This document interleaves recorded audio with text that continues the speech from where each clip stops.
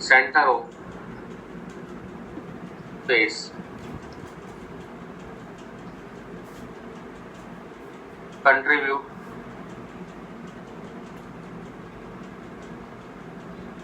in two unit cells। अरे भाई इधर भी तो यूनिट सेल है, तो इसका कंट्रीब्यूशन कितनी यूनिट सेल में है? 2 यूनिट सेल में है या नहीं? बोलो है या नहीं? बोलो। तो component present on center of face contribute in 2 unit cells. This implies per unit cell contribution equal to 1/2। ठीक है, अब सुनो आगे। टोटल नंबर ऑफ कंपोनेंट्स निकालने हैं। Total number of components in face centered cell. तो यहाँ पर क्या कंट्रीब्यूशन आएगा? कंट्रीब्यूशन आएगा कहाँ से? Contribution through 8 corners plus contribution through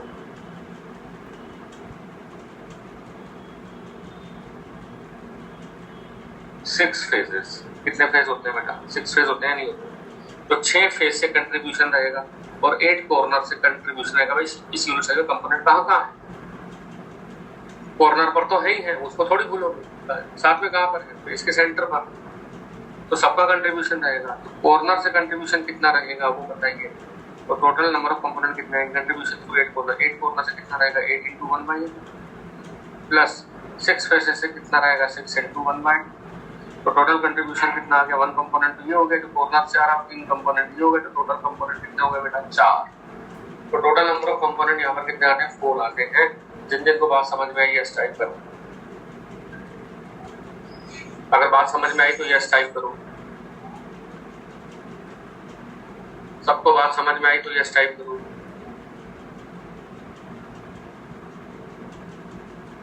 नहीं समझ में आया तो नो टाइप करो। वैसे अभी तक कोई भी नो नहीं आया, ये बहुत अच्छी बात है। पर है महानुभाव कुछ लोग। एक केस आया है,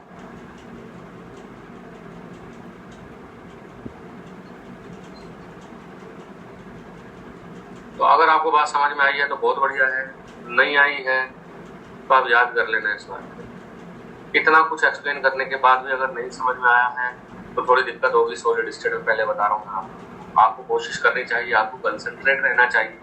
बहुत टाइम दे रहा हूँ मैं इसको। इस यूनिट सेल में अंदर ही अंदर कितने कंपोनेंट हैं? इस यूनिट सेल में अंदर ही अंदर कितने कंपोनेंट हैं? टोटल 4 कंपोनेंट हैं। 6 कंपोनेंट तो कहाँ से आ रहे हैं? सॉरी 3 कंपोनेंट तो कहाँ से आ रहे हैं? 6 फेजेस से आ रहे हैं, क्योंकि हर फेज से आधा कंपोनेंट अंदर आ रहा है।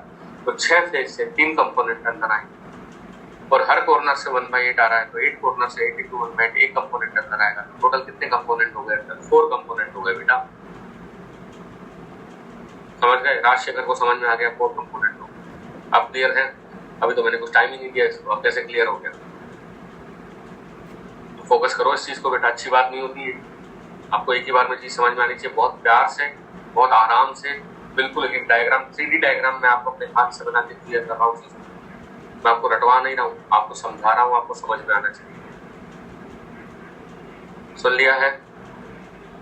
तो बेटा एक ही बार में कोशिश करो समझने की, है ना? चलो, ये हमारे पास हो गई फेस सेंटर्ड सेल, राइट। अब मैं बात करूंगा body centered cell.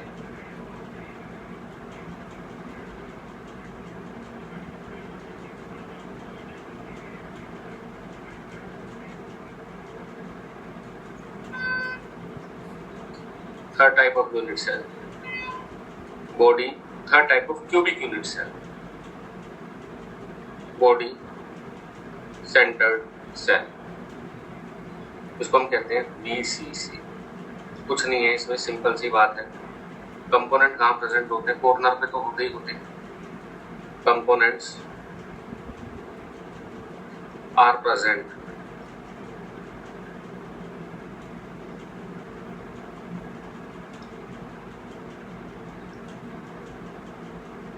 at corners या at the center of body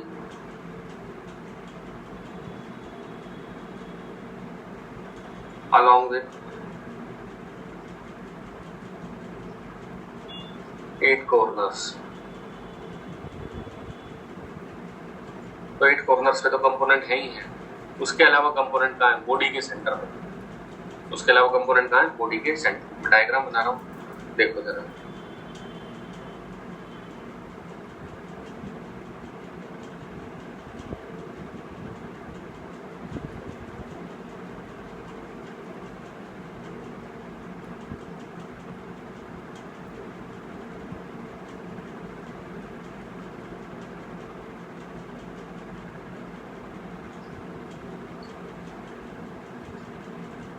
component जो है वो कहाँ प्रेजेंट है बेटा? कॉर्नर पर तो प्रेजेंट है ही है।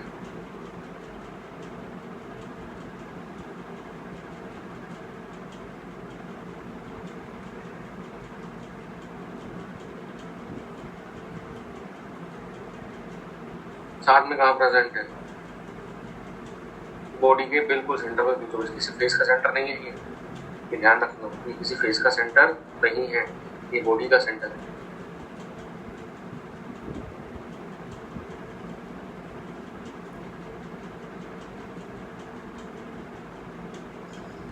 दिख रहा है आपको बॉडी का सेंटर?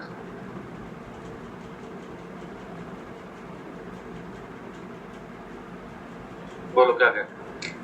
बॉडी का सेंटर नजर आ रहा है या नहीं आ रहा है? आप मुझे बताइए। बॉडी का सेंटर नजर आ रहा है या नहीं आ रहा है? ये फेस के सेंटर में नहीं है। अंदर चलो डिब्बे के अंदर, अंदर चल के बिल्कुल बीचों बीच।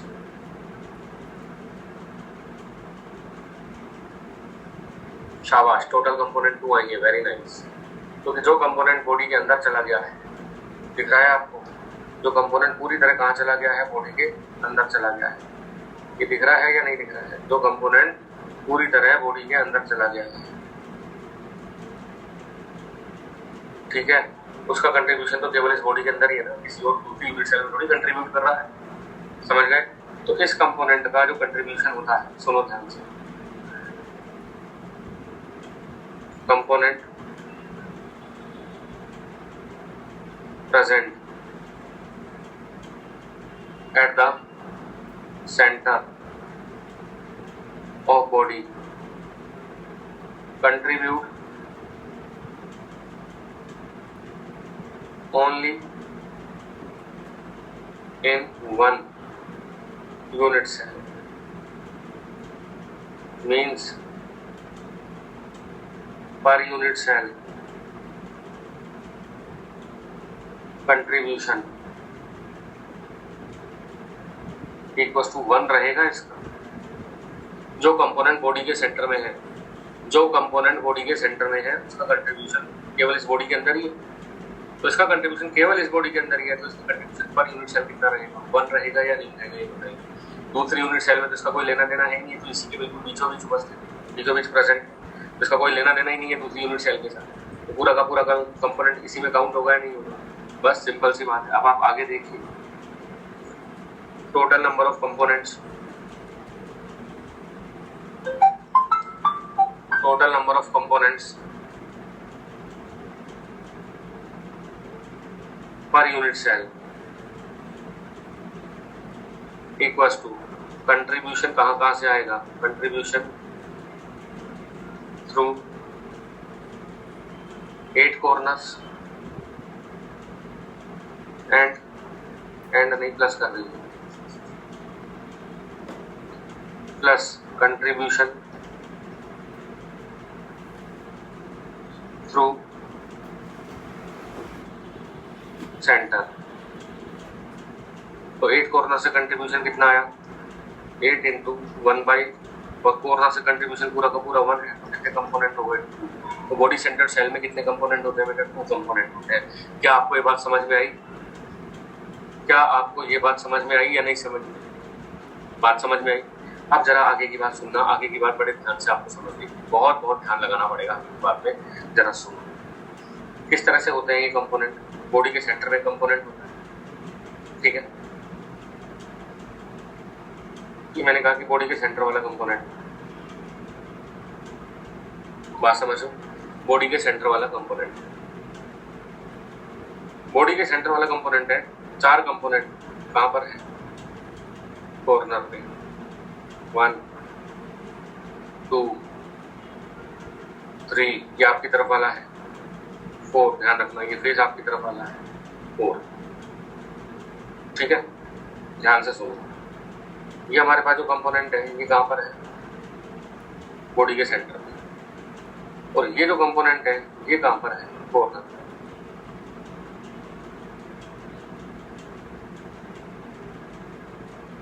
ये कंपोनेंट कहां पर है? कॉर्नर पर है।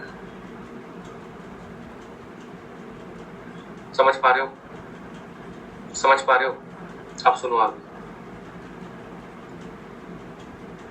पीछे भी कंपोनेंट होगा इसके,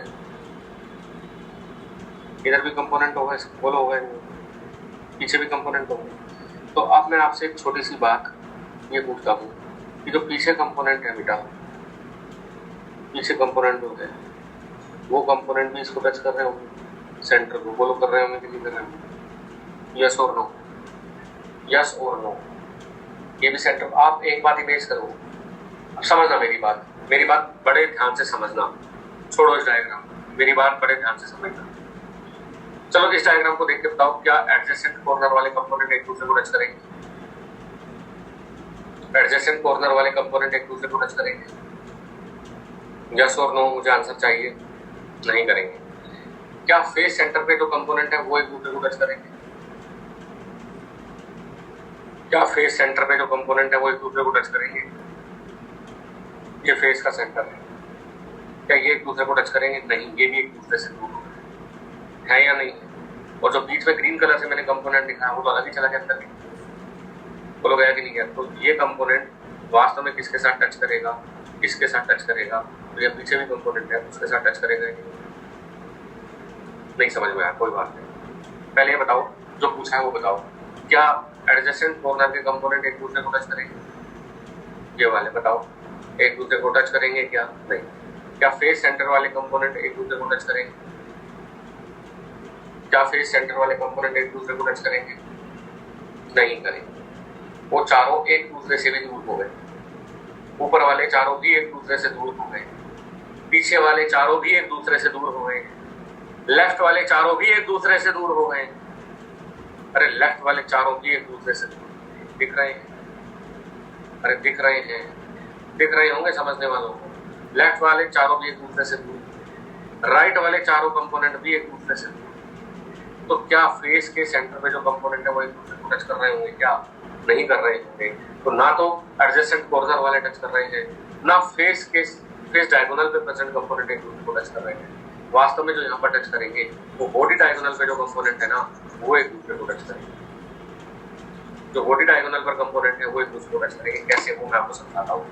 आप ये सोच के देखो कि 4 लड्डुओं के ऊपर 4 लड्डू रखे। एग्जैक्टली अपने दिमाग में ये बात फिट करो, इमेज करके चलो, एक डायग्राम अपने दिमाग में क्रिएट करके चलो। 4 लड्डुओं के ऊपर 4 लड्डू रखे होंगे। अरेंजमेंट कैसा पढ़ रहे हो? सिस्टमैटिक अरेंजमेंट पढ़ रहे हो, सिमेट्रिक अरेंजमेंट पढ़ रहे हो, क्रिस्टल पढ़ रहे हो?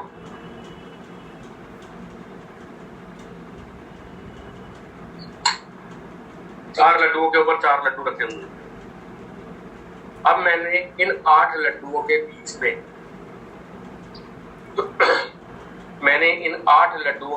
में सेम साइज का लड्डू फिट किया, बिल्कुल बीच में। तो जो हर कॉर्नर पे लड्डू थे वो 8 लड्डू एक दूसरे से दूर हो गए। वो 8 लड्डू एक दूसरे से दूर हो गए, हाँ या ना? अगर मैंने सेम टाइप का लड्डू, सेम साइज का लड्डू उन 8 लड्डुओं के बीच में फिट किया, तो वो 8 लड्डू जो एक दूसरे के बिल्कुल चिपके हुए थे, पास पास थे, वो 8 एकदम से दूर हो गए, 8 के 8 एक दूसरे से।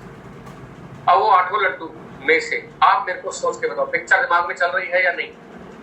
पिक्चर दिमाग में चल रही है। 8 लड्डू ऊपर नीचे और बीच में एक लड्डू, 9 लड्डू नजर आ रहे हैं। 9 लड्डू नजर आ रहे हैं। अब उन 9 लड्डुओं को देखो, क्या कॉर्नर वाले लड्डू एक दूसरे को टच कर रहे हैं? क्या कॉर्नर वाले लड्डू एक दूसरे को टच कर रहे हैं?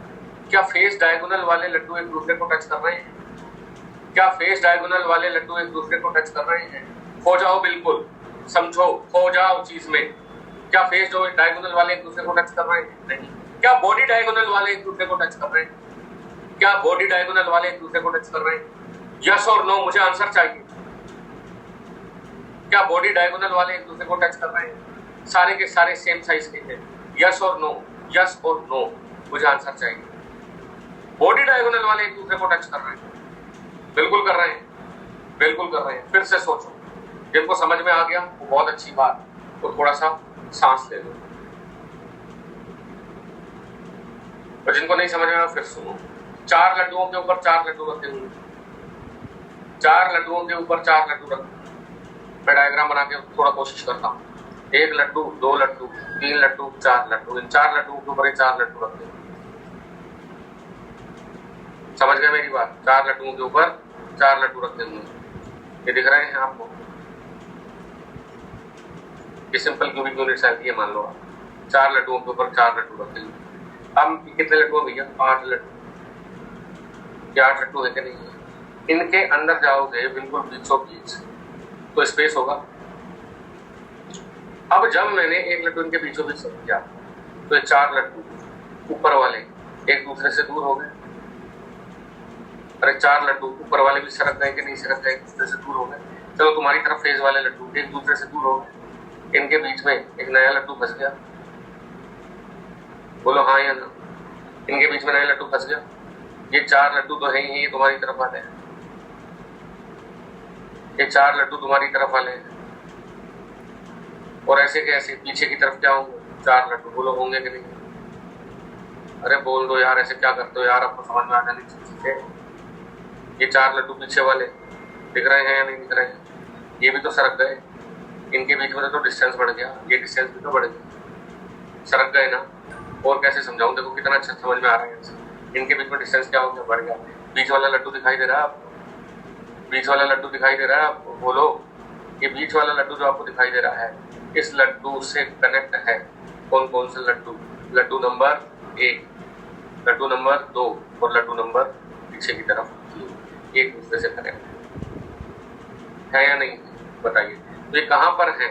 ये बॉडी डायगोनल में है या नहीं? ये कहां पर है? बॉडी डायगोनल में है या नहीं? तो जिनको नहीं समझ में आया था, क्या उनको समझ में आया है? जिनको नहीं समझ में आया था, क्या उनको समझ में आया है? जिनको नहीं समझ में आया था, और अगर आप समझ में आया है तो ये टाइप कर दो बना। जिनको पहले नहीं समझ में आया था और अब आ गया समझ में, तो इन सबके बीच में क्लियर है ना ये बात? Very good. तो ओवरऑल हमें क्या कहना है कि कौन से कंपोनेंट एक दूसरे को टच करते हैं? सुनो ध्यान से।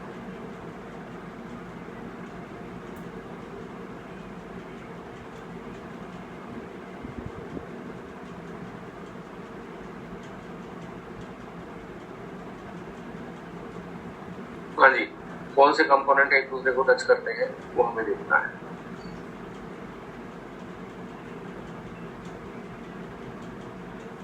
तो जो बॉडी डायगोनल पे कंपोनेंट है ना बेटा, वो एक दूसरे को टच करेंगे।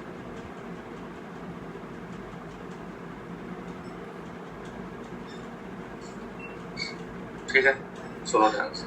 बॉडी डायगोनल पे जो कंपोनेंट है वो देखते हैं। बॉडी डायगोनल पे ये कंपोनेंट था,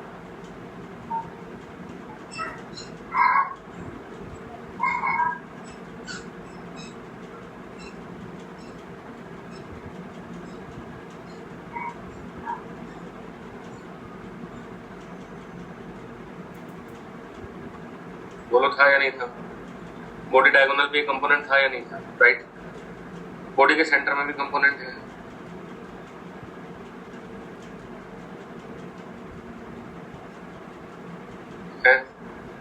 बॉडी के सेंटर में भी कंपोनेंट है, और सामने वाला कॉर्नर देखो,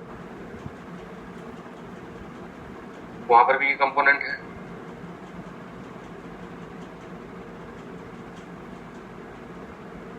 डरना नहीं है, ये कंपोनेंट ये एक दूसरे को टच करेंगे या नहीं करेंगे? ये कंपोनेंट जो सामने कॉर्नर पर है, ये कंपोनेंट जो अपनी तरफ वाले कॉर्नर पर है, दिख रहा है? और एक कंपोनेंट जो सेंटर में, ये 3 कंपोनेंट, क्या ये एक दूसरे को टच करेंगे? क्या ये एक दूसरे को टच करेंगे? यस और नो? वो लोग ये एक दूसरे को टच करेंगे। समझ गए? तो ये जो कंपोनेंट है जो कहाँ पर थे बेटा, जो बॉडी डायगोनल पर है, वो एक दूसरे को टच करते हैं, ये ध्यान रखें। ये कंपोनेंट एक दूसरे को टच करते हैं।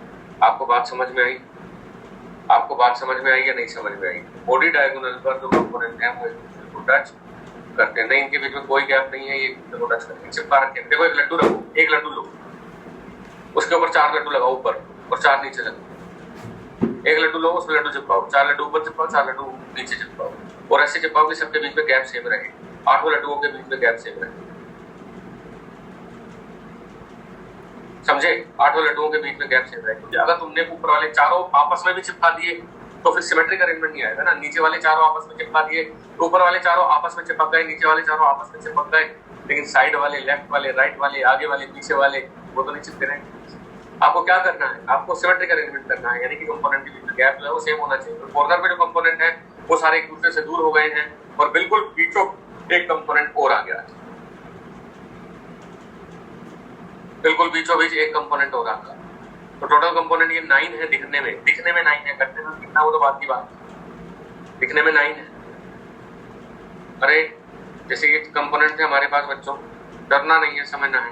ये कंपोनेंट जो एक दूसरे के पास पास हुआ करते थे, वो सारे के सारे कंपोनेंट एक दूसरे से दूर हो गए। तो 1 2 3 4 5 6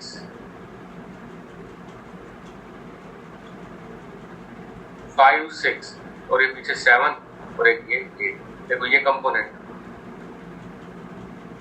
पीछे वाला और ये आगे वाला, ये सब एक दूसरे से दूर हो गए। दिख रहे हैं आपको? सब एक दूसरे से क्या हो गए? दूर हो गए, क्योंकि इनके बीच में क्या फिट हो चुका है? इनके बीच में एक नया कंपोनेंट फिट हो चुका है। समझ में आ रही है मेरी बात आपको? ये सब एक दूसरे से दूर हो गए हैं। लेकिन एक इम्पोर्टेंट बात क्या है? इम्पोर्टेंट बात ये है कि अब कौन से कंपोनेंट एक दूसरे को टच करेंगे, ये बताइए। कौन से कंपोनेंट एक दूसरे को टच करेंगे? जो बॉडी डायगोनल पर।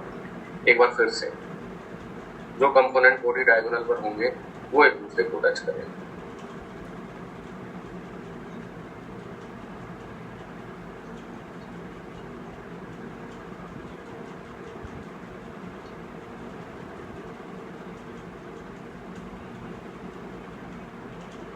जो कंपोनेंट बॉडी डायगोनल पर होंगे वो एक दूसरे को टच करेंगे। बना रहा हूं मैं, टेंशन ना लो। सेंटर में कंपोनेंट है बेटे, है ना? सुन रहे हो? इस कॉर्नर पे कंपोनेंट है, राइट, और इस कॉर्नर पे कंपोनेंट है। ये एक दूसरे को टच हो रहे हैं, ये एक दूसरे को टच हो रहे हैं। ठीक है? तो जब ये एक दूसरे को टच कर रहे हैं तो मैं यहाँ पे छोटी सी बात आपसे कहने वाला हूँ कि जब ये एक दूसरे को टच कर रहे हैं तो ये बॉडी डायगोनल बना ही नहीं बना बेटा, ये बताओ आप छोटी सी बात, ये बॉडी डायगोनल है या नहीं है? ये बॉडी डायगोनल है या नहीं है ना? तो बॉडी डायगोनल की जो लेंथ है वो कितनी होगी? ये मैंने कह दिया ए, ये मैंने कह दिया ए, ठीक है, और ये पीछे मैंने कह दिया बी, ये मैंने बॉडी डायगोनल कह दिया। तो बॉडी डायगोनल की जो लेंथ है वो कितनी होगी?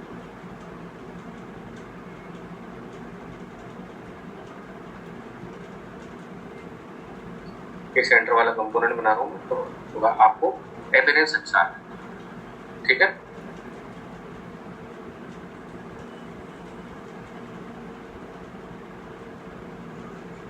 हाँ जी, बॉडी डायगोनल की लेंथ कितनी होगी? देखो रेडियस कितनी कितनी आ रही है, इसकी आर फंस गई अंदर, है ना, इसकी आर और आर ये हो गई, और इसकी कितनी हो गई? आर। तो बॉडी डायगोनल की जो लेंथ आ रही है वो कितनी आ रही है? लेंथ ऑफ बॉडी डायगोनल आप बताइए मुझे। लेंथ ऑफ बॉडी डायगोनल कितनी आ रही है? Are plus 2r plus are, यानी कि 4r आ रही है। बताओ बच्चों कितनी आ रही है? 4r। समझ गए? एज लेंथ क्या है? ए। अब हमें चाहिए ए और आर में रिलेशन, ए और आर में रिलेशन चाहिए, ठीक है? तो ए और आर में कैसे रिलेशन निकालेंगे वो अपन अगली क्लास में डिस्कस करते हैं। तो अगला जो हमारा टॉपिक रहेगा वो रहेगा बॉडी डायग्राम। जैसे सिंपल क्यूबिक सेल में आपने पढ़ा, सिंपल क्यूबिक सेल में आपने क्या पढ़ा? सिंपल क्यूबिक सेल में आपने क्या पढ़ा, ए और आर में क्या रिलेशन होता है, ए इक्वल टू 2r होता है या नहीं होता है बेटा, ए इक्वल टू 2r। और जो फेस सेंटर्ड सेल था उसमें ए इक्वल टू 2√2r था। बॉडी डायगोनल में क्या रिलेशन होता है वो अपन अगली क्लास में डिस्कस करेंगे, उसको मैं डिटेल में आपको पढ़ाऊंगा। आज मैं इतना ही पढ़ाऊंगा, ठीक है बेटा। तो आज तक की पिक्चर क्लियर करके रखना, ए आर रिलेशन में वहां से हम स्टार्ट करेंगे, ठीक है बेटे। Okay bye. आज का समझ में आ गया सारा, बस अब दिक्कत नहीं आएगी, ये समझ लोगे कोई दिक्कत नहीं आएगी। ये सब समझ में आया ना आप लोगों को अच्छे से, ठीक है। Okay okay.